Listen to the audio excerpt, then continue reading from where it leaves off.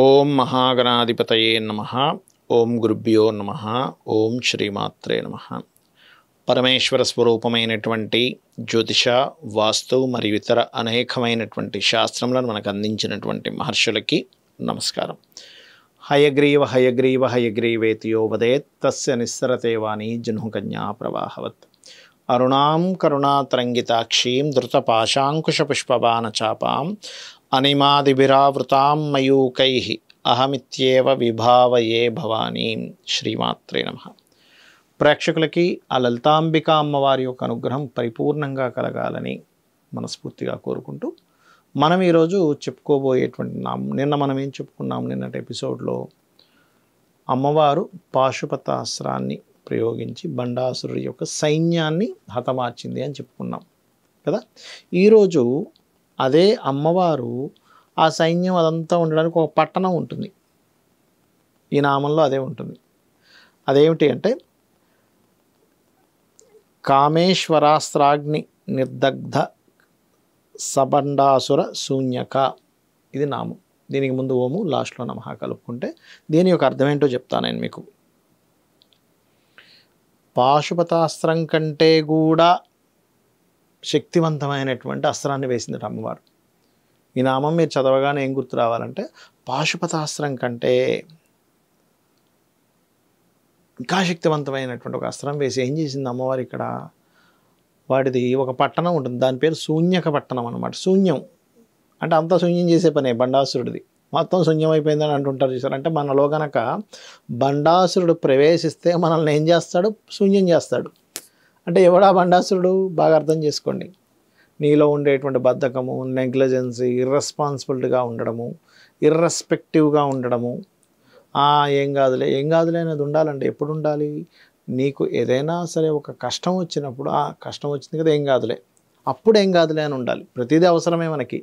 కానీ ఎవరైనా నిన్ను నమ్మి నీ మీద ఒక రెస్పాన్సిబిలిటీ పెట్టినప్పుడు పెడతారు ఏముందిలే అన్నట్టుగా ఉంటే కనుక ఏమవుతుందంటే నువ్వు ఇబ్బంది పడతావు అని చెప్పడమే ఈ లలితాశాస్త్రము, ఈ సహస్రనామాల్లో ఉన్నటువంటి అమ్మవారు, ఈ శక్తిసేనలు ఇవన్నీ ఒక ఎత్తు.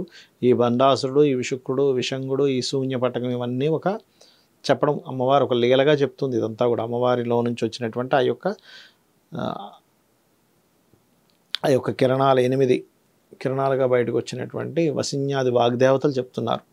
అయితే ఈ బండాసురుడు అనేటువంటి శూన్యక పట్టణం చూడండి ఇక్కడ ఎలా ఉంటుంది గమ్మత్తుగా. ఈ బండాసురుడు ఏం క్రియేట్ చేస్తాడు? ఆయన వచ్చేటంటే మొత్తం శూన్యం చేస్తాడు. ఎందుకు శూన్యం అవుతుంది? బద్ధకం ఉంది మనలో. బద్ధకాన్ని ప్రవేశింపజేసేటువంటి వాటిల్లో ఆ యొక్క రాక్షస మోకలు అనమాట. నిద్ర, అలస, సంద్ర ఇట్లా కొన్ని ఉంటాయి. సరే రేపు చేద్దాంలే, ఎల్లుండి చేద్దాంలే, రోజు రేపు ఎల్లుండి చేద్దాంలే అనే దాంట్లోనే ఉంటాడు. ఈ ప్రభావం ఎక్కువ పెరిగిందంటే దానివల్ల ఏమవుతుంది? నీకు పని ఇవ్వాల్సిన వాడు ఇవ్వడు. వీడో పెద్ద ముద్దురానైనా వీడికి పని వర్క్ ఇవ్వకూడదు అనుకుంటాం. మనం చూడండి, ఒక్కోసారి మన వెహికల్ 2 వీలరో 4 వీలరో రిపేర్కి ఇస్తాం. రేపు ఇస్తాను సార్ అంటాడు. 10 రోజులు అవుతుంది, 15 రోజులు. నీకోసం పొరపాటున బుద్ధి ఉంటే నీకు బండి రిపేర్కి ఇవ్వండి ఆయన అంటాం. ఇంకొన్ని చూసుకుంటాం. చకచక పర్ఫెక్ట్గా వర్క్ చేసేవాడికి మనం ఇస్తాం. అంటే ఏమిటి? మన నెగ్లిజెన్సీ,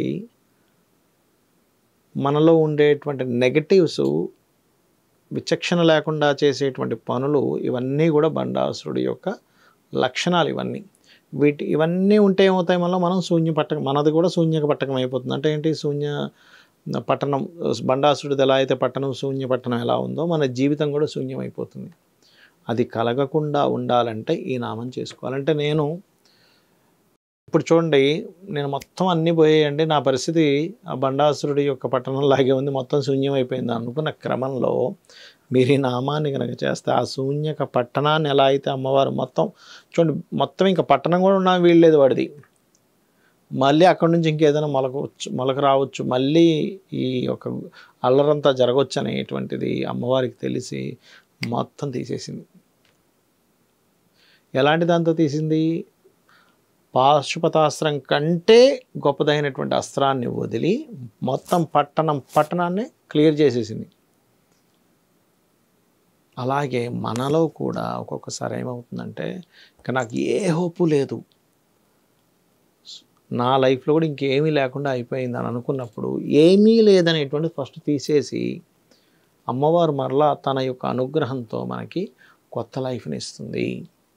ఈ దీంట్లో మీకు జ్యోతిషాస్త్రరీత్యా కూడా ఏమవుతుందంటే మహాదశలు యోగించవు కొంతమందికి.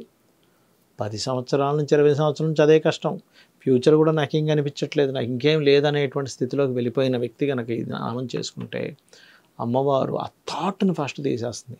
మొట్టమొదటిగా మనకి పోవాల్సింది ఏమిటంటే మైండ్లో ఇంక నేనేమి చేయలేననే థాట్ పోవాలి.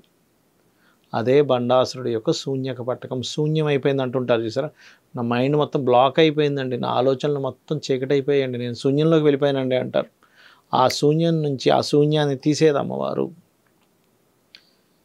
ఈ రకంగా ఈ నామాన్ని చేసుకోవడం ద్వారా ఈ లబ్ధి మీరు పొందుతారు, అమ్మవారి అనుగ్రహాన్ని కూడా పొందుతారు. శ్రీమాత్రే నమః.